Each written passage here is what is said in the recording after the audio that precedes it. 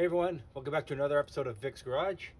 I'm trying to diagnose an issue with this truck right now, and this rotor is seized on good. I've tried hitting it with a hammer. I've tried hitting it with a bigger hammer. I've tried a torch. I've used lubricant, penetrating lube. I even tried this.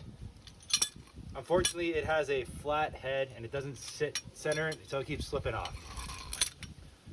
I need to remove this rotor without damaging it because the brakes aren't bad, but I need to get behind it to inspect the hub and stuff. And so I've been hitting on the flat surface here, trying not to damage it or mar the braking surface.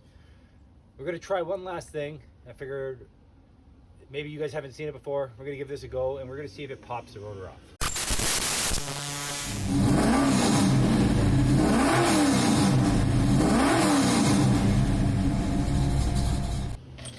So in order to do this last one, we need a good quality bolt, a nut, and a washer.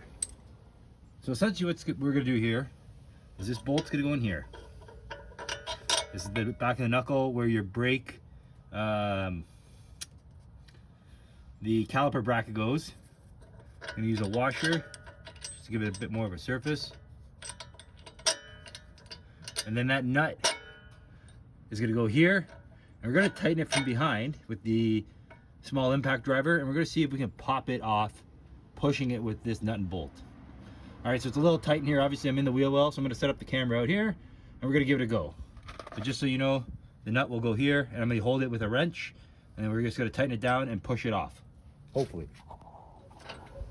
Okay, so I got that washer on, putting the nut on now, just so you can see how it is.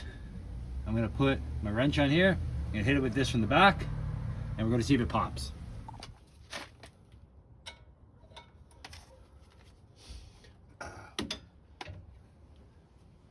Wish me luck.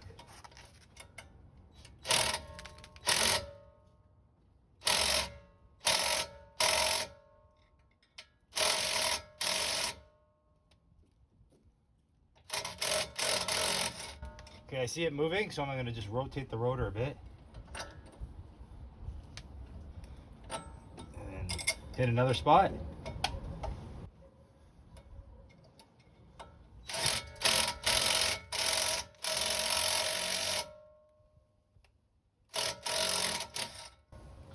Spin it a bit more.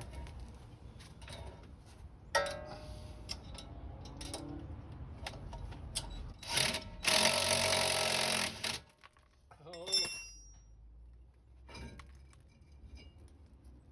It worked. That is the best way I've found to remove a stuck rotor.